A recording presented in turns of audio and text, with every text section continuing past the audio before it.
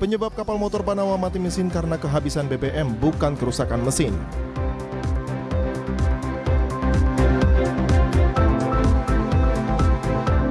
Pekan Olahraga Pelajar tahun 2023, Provinsi Papua Barat menyiapkan 7 cabang olahraga untuk siap bersaing.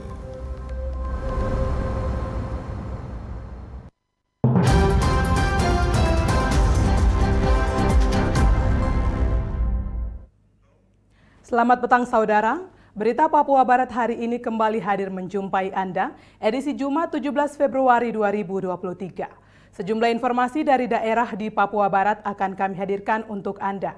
Bersama saya Susan Mampioper, inilah Papua Barat hari ini selengkapnya. Saudara, kapal motor Banawa beserta 8 kru kapal yang terombang-ambing selama 2 jam di laut pada tanggal 15 Februari 2023 disebabkan kapal kehabisan bahan bakar, bukan mengalami kerusakan mesin.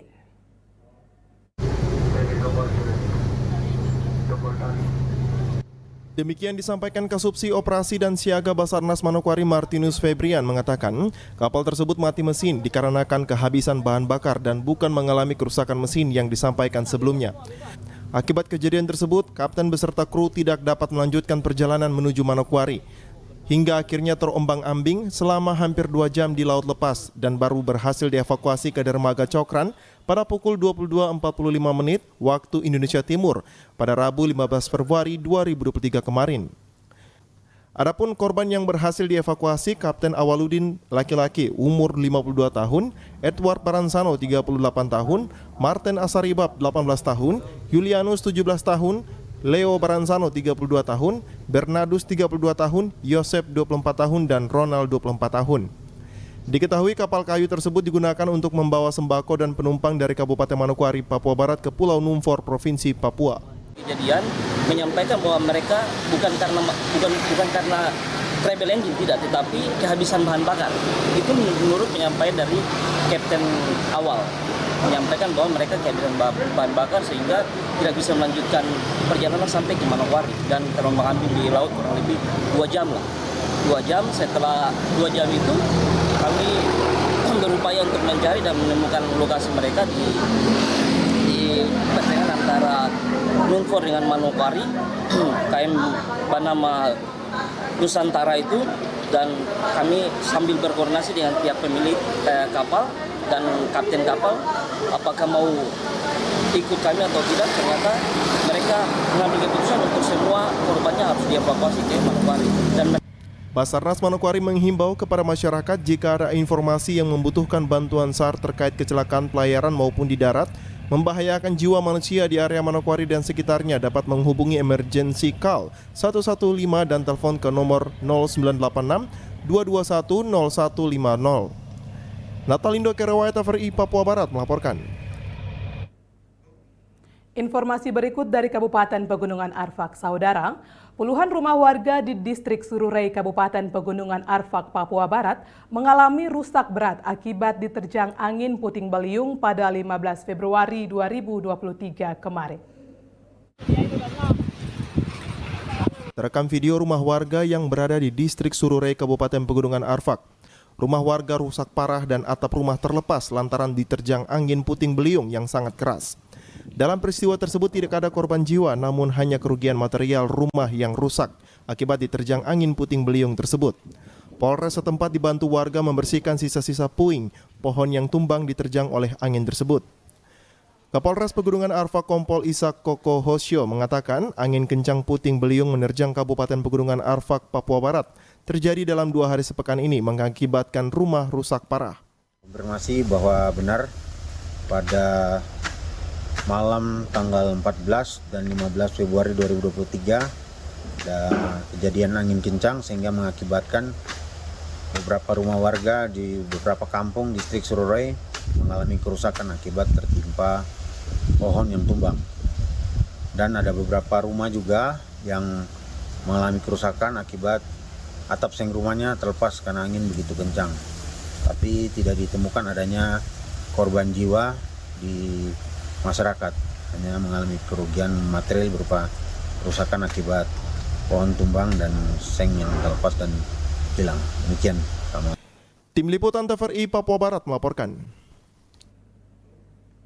Belasan guru SMA Negeri 2 Kota Sorong dihadirkan saat sidang perdana Pengadilan Negeri Sorong lantaran lahan rumah dinas yang mereka tempati selama 19 tahun digugat.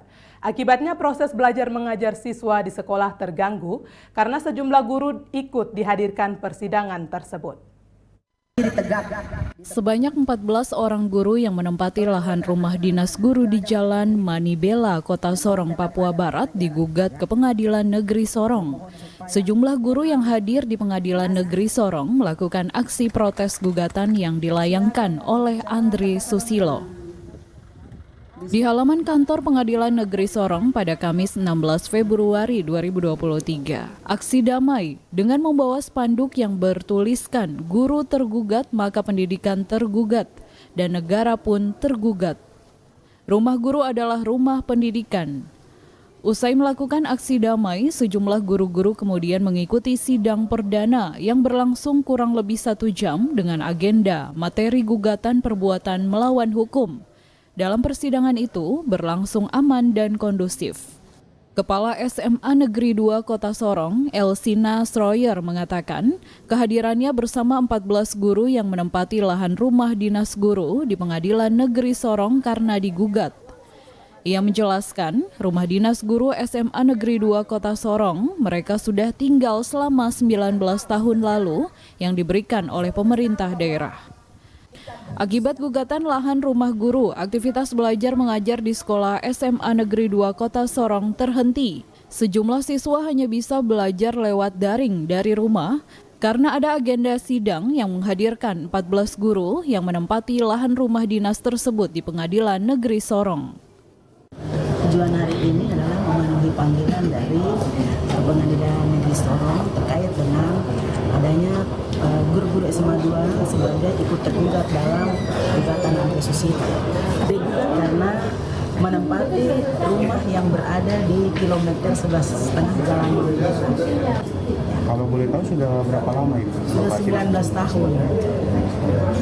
Jadi kami dipindahkan dari perumahan guru yang dibangun oleh komite sekolah di Jalan Sungai Mangun di kilometer 10. Ibu ini anak-anak tidak sekolah? Tidak sekolah.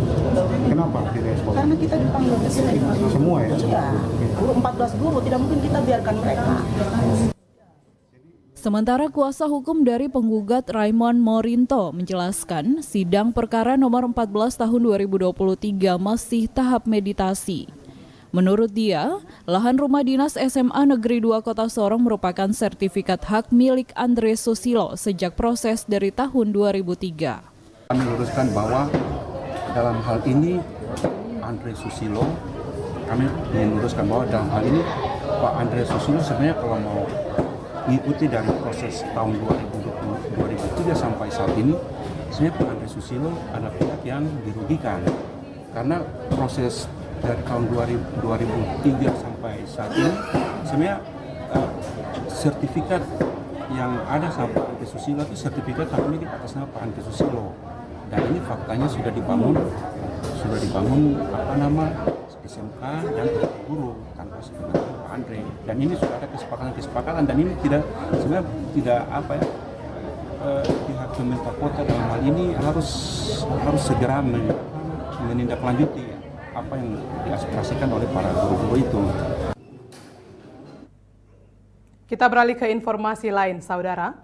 Jumat Curhat mendengar saran dan masukan dari masyarakat. Kapolresta Manokwari bertemu langsung dengan warga di Kompleks Jalan Brawijaya pagi tadi. Jumat Curhat merupakan wadah di mana masyarakat yang ingin menyampaikan aduan kritik dan saran kepada kepolisian. Bertempat di RT 04 RW 07 Kompleks Brawijaya, Kabupaten Manokwari, Papua Barat. Kapolresta bersama Bupati Manokwari mengunjungi Kampung Kamtipmas guna mendengarkan saran dan masukan dari warga setempat. Kapolresta Manokwari Kombes Pol RB Simanggunsong kepada TVRI mengatakan, kegiatan Jumat Curhat bagian dari program Mabes Polri bersama dengan Jumat Curhat. Dilakukan kegiatan Kampung Kamtipmas sebagaimana menampung aspirasi masyarakat guna menciptakan situasi di daerah yang aman, tertib, sehingga masyarakat merasa nyaman. Dengan demikian bermanfaat mendukung tugas-tugas di kepemerintahan dan pembangunan di Kabupaten Manokwari. Terima kasih atas kehadirannya. Kegiatan kami yang disampaikan dari Mabes Polri untuk melaksanakan Jumat Curhat. Nah, kebetulan kami juga kemarin sudah membuat pilot project Kampung Kamtibmas ini, sekalian kita pas bersamaan Jumat Curhat. Kegiatan Jumat Curhat ini seperti yang Bapak Bupati tadi harapkan itu memang sudah berjalan beberapa kali. Itu untuk menampung aspirasi dari bawah terkait bagaimana kami untuk membuat situasi di daerah ini menjadi aman, tertib, sehingga masyarakat mau tentram. Sementara itu, Bupati Manokwari Hermus Indo menyampaikan pemerintah sangat mengapresiasi inisiasi dan inovasi yang dibuat Polresta bersama jajarannya membangun Manokwari, terutama lewat Kampung Kamtibmas yang dimulai dari bawah. Ya, tentu pemerintah Kabupaten Manokwari sangat mengapresiasi inisiasi dan juga inovasi yang dilaksanakan oleh Bapak Kapolresta dan jajaran untuk kemudian membangun Manokwari terutama lewat aspek Kamtibmas yang dimulai dari bawah. Jadi menghadirkan Kamtibmas di tengah-tengah masyarakat, tetapi juga ini menjadi hal yang sangat penting untuk kemudian masyarakat bisa bertanggung jawab dan berpartisipasi bersama-sama untuk memelihara dan juga menjaga situasi keamanan dan ketertiban masyarakat di Kabupaten Manokwari. Dan Ketua RT 04 RW 07 Kompleks Brawijaya Petrus Komul mengapresiasi kegiatan yang dilakukan Polresta Manokwari. Selain membantu mendisiplinkan warganya, Kompleks Brawijaya bisa semakin aman dari sebelum hadirnya kepolisian di Kampung Kamtibmas. Baik, terima kasih sekali Pak. Ini sangat membantu warga di sini. Karena kalau tanpa Kamtibmas ini ada di lingkungan kami sebagai ketua RT juga termasuk pusing dengan warga. Karena kadang ditegur, dianggap bahwa teguran itu angin berlalu. Padahal itu salah satu ciri khas membawa kita dalam kehidupan perilaku kita sehari-hari ke depan. Jadi sekali lagi terima kasih bagi Kapolresta yang sudah membantu kami sehingga Kampung Kamtibmas ini bisa tertib, bersih, aman, dan indah. Ini di lingkungan Kampung Kamtibmas. Natalindo Kerawai TVRI Papua Barat melaporkan. Saudara, RT 04 RW 07 Kelurahan Padarni dijadikan Kampung Kamtibmas oleh Polresta Manokwari. Karena dijadikan sebagai Kampung Kamtibmas, maka dijadikan juga sebagai kampung tertib berlalu lintas. Sebagai upaya mencegah tingginya angka kecelakaan di Kabupaten Manokwari serta menumbuhkan kesadaran lalu lintas kepada masyarakat. Beginilah Kampung Kamtibmas yang berada di Kompleks Brawijaya RT 04 RW 07. Kampung Kamtibmas ini di bawah binaan Polres Kota Manokwari. Sebelum memasuki kompleks ini, di sepanjang gang Anda bisa menemukan mural-mural yang digambar, seperti tertib berlalu lintas yang ditulis di tembok rumah-rumah warga. Tertib itu wajib dan rambu-rambu lalu lintas yang biasanya kita temukan di jalan.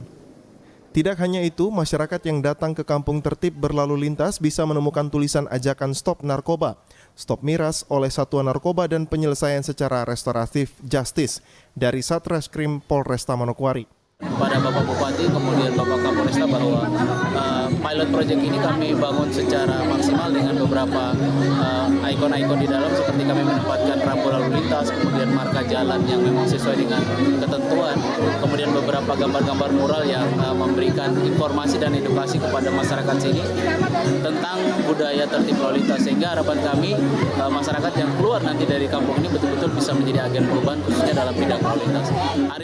Sementara itu, Sat Narkoba Ibtu John Haulusi mengatakan kegiatan kolaborasi bersama Satuan Reskrim, Satlantas dan Satbinmas Polresta Manokwari mampu menciptakan suasana kampung Kamtibmas dengan tujuan memberikan edukasi terutama kepada warga RT 04 RW 07 Brawijaya tentang bahaya narkoba. Terkait dengan kegiatan kita hari ini, kami dari Polresta Manokwari kita berkolaborasi berdasarkan petunjuk-petunjuk dari Pak Kapolres, Pak Kapolresta, kami dengan Satlantas, Satreskrim, Sat Narkoba sendiri dan Satbimas, kita menciptakan satu suasana berupa kampung Kamtibmas yang di dalamnya dengan tujuan beredukasi kepada warga masyarakat di sini supaya ada satu petunjuk atau satu pelajaran supaya masyarakat itu terhindar dari narkoba sendiri. Natalindo Kerwait, TVRI Papua Barat melaporkan. Proses pembangunan runway Bandara Rendani Manokwari yang saat ini tengah dikerjakan, salah satu kendala yang dihadapi pihak UPBU Bandara Rendani adalah lahan bersertifikat bandara yang masih dihuni oleh warga masyarakat. Lahan tersebut diharapkan untuk dapat dikosongkan guna pengembangan bandara. Bandara Rendani Manokwari dengan panjang awalnya landasan pacu mencapai panjang 2.000 meter. Namun sejak tahun 2022 lalu mulai dilakukan pengerjaan penambahan landasan pacu sepanjang 300 meter. Sehingga landasan pacu Bandara Rendani kini menjadi 2.300 meter. Selain itu, pengembangan bandara pada sisi darat juga akan dilakukan. Pengembang bandara tentu akan berdampak sosial bagi warga yang bermukim di sekitar bandara. Oleh karena itu, UPBU Bandara telah menyiapkan master plan dampak sosial. Namun yang menjadi kendala adalah lahan dengan luasan 129 hektar bersertifikat Bandara Rendani belum ada pembebasan lahan. Padahal lahan tersebut akan digunakan untuk pembangunan fasilitas pendukung lainnya di bandara, seperti ruang terminal dan lainnya. Artinya pembangunan terminal sisi darat itu tidak hanya terminal saja. Otomatis pasti lahan parkir, jalan akses, bahkan fasilitas penunjang lainnya seperti tower pasti akan kita bergeser. Terus fire station juga akan kita geser, fasilitas banyak yang kita akan geser, sehingga membutuhkan lahan yang sangat besar. Menyikapi hal tersebut, Bupati Manokwari Hermus Indo menyampaikan yang terpenting adalah memindahkan warga di sekitar bandara. Untuk itu harus ada kerjasama antara pihak bandara, Pemda Manokwari dan pemerintah Provinsi Papua Barat. Karena itu ini yang nanti dampak sosial yang kita perlu kita kerjasama, ya nanti Kepala UPBU dan juga kita semua ya, Pemkab dan juga Pemprov ya, Pemprov Papua Barat, ini yang perlu kita kerjasama untuk pastikan dokumen tadi yang memuat hal-hal yang perlu menjadi tanggung jawab kita bersama-sama untuk menangani masyarakat yang ada di sini. Ya, Arina Irianan, TVRI Papua Barat melaporkan. Saudara, informasi selanjutnya akan kami hadirkan setelah jeda berikut ini. Tetaplah bersama kami.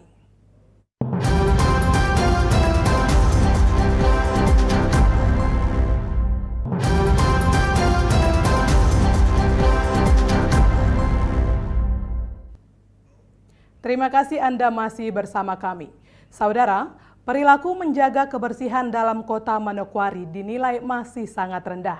Pemerintah berharap kepada masyarakat, terutama pelaku usaha, harus merasa Manokwari sebagai rumah kita bersama dengan menjaga kebersihan.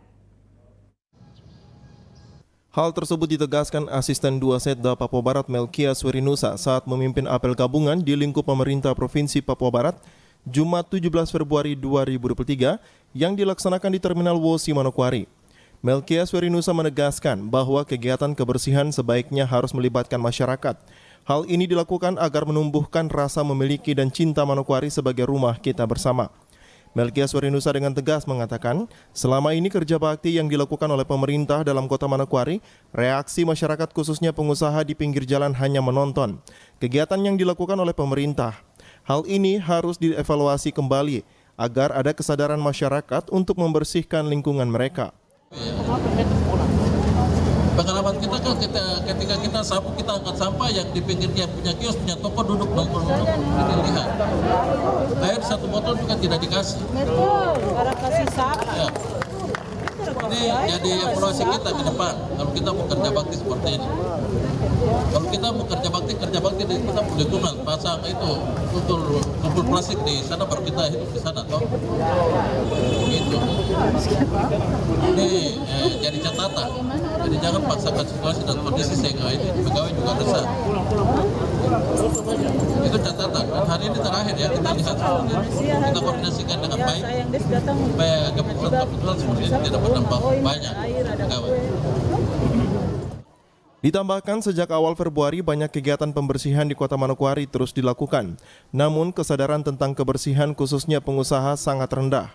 Padahal sampah ini adalah hasil dari jualan mereka. Diharapkan kesadaran menjaga kebersihan harus dimulai dari diri kita sendiri. Media juga melihat, mulai dari menjelang 5 Februari kan kita bekerja, seluruh kota kita kerja. Lalu kemudian kita lihat kan sikap apatis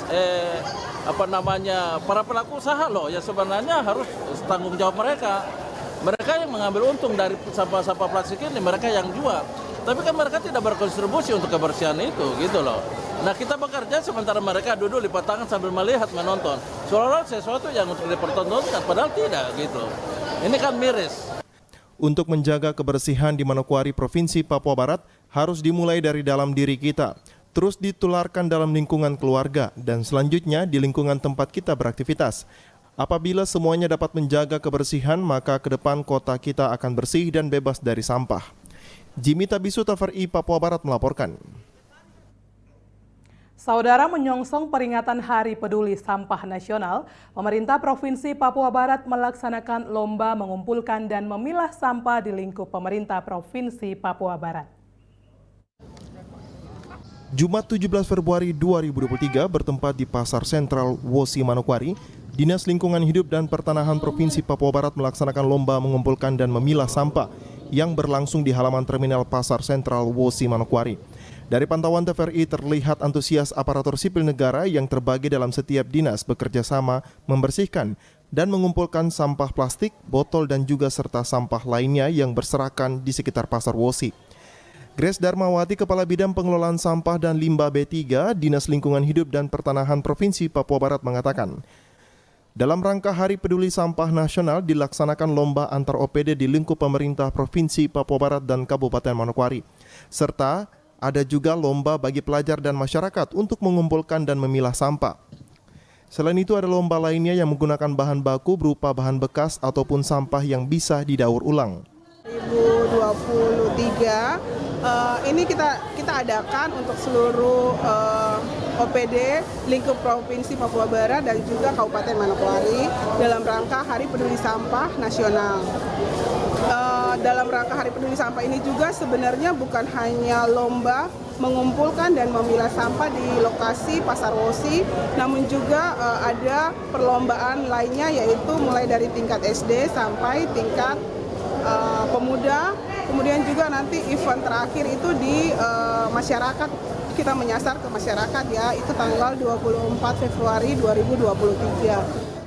Lebih lanjut disampaikan, lomba yang dilakukan sebagai bentuk kampanye kepada masyarakat bahwa pentingnya pengelolaan sampah dimulai dari sumbernya, zero emisi dimulai dari generasi muda, agar menumbuhkan nilai-nilai ekonomi yang dihasilkan dari daur ulang sampah. Perlombaan ini juga dimaksudkan dalam rangka Hari Peduli Sampah. Selain itu pesan positif kepada masyarakat bahwa begitu pentingnya pengelolaan sampah sejak dari sumbernya. Kemudian kami juga sebagai kampanye publik untuk pencapaian zero emisi. Jadi nol emisi dan juga nol sampah. Jimmy Tabisu, TVRI Papua Barat melaporkan. Saudara, Disnatalis Sekolah Tinggi Ilmu Hukum STIH Manokwari yang ke-48 tahun, kampus ini resmi mendapat akreditas baik sekali di tanah Papua. Dies Natalis Sekolah Tinggi Ilmu Hukum STIH Manokwari berlangsung di kampus STIH Sanggeng Jumat 17 Februari 2023. Dies Natalis dihadiri Kepala Biro Kesejahteraan Rakyat Setda Papua Barat, mewakili penjabat gubernur, anggota DPD RI, Ketua FKUB, dan sejumlah tamu undangan. Ketua Sekolah Tinggi Ilmu Hukum Manokwari, Philip Wamafma menyampaikan, STIH Manokwari merupakan satu-satunya perguruan tinggi swasta di tanah Papua yang memiliki akreditasi baik sekali. Secara keseluruhan di Indonesia ada ribuan perguruan tinggi, hanya 210 perguruan tinggi kategori baik sekali, termasuk di dalamnya STIH Manokwari. Philip berpesan kepada mahasiswa dan para dosen pengajar tidak ada kata lain selain bersyukur dan buktikan bahwa kampus STIH Manokwari memiliki visi untuk mewujudkan keunggulan itu. Philip optimis STIH ke depan bisa menjadi sekolah dengan predikat unggul di Papua. STIH Manokwari satu-satunya perguruan tinggi swasta di tanah Papua yang memiliki akreditasi baik sekali.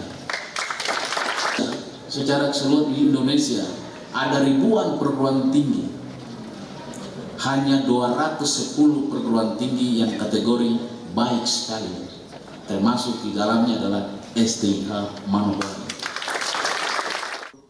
Ketua Umum Yayasan STIH Manokwari Petrus Makbon menyampaikan dirinya bersama para dosen tidak tinggal diam, menyiapkan apa saja yang bisa yayasan lakukan untuk STIH, terutama pemerintah daerah yang hadir pada Dies Natalis untuk berpikir bagaimana ikut menyiapkan sumber daya manusia yang dibutuhkan oleh negara dan daerah dari adik-adik ini.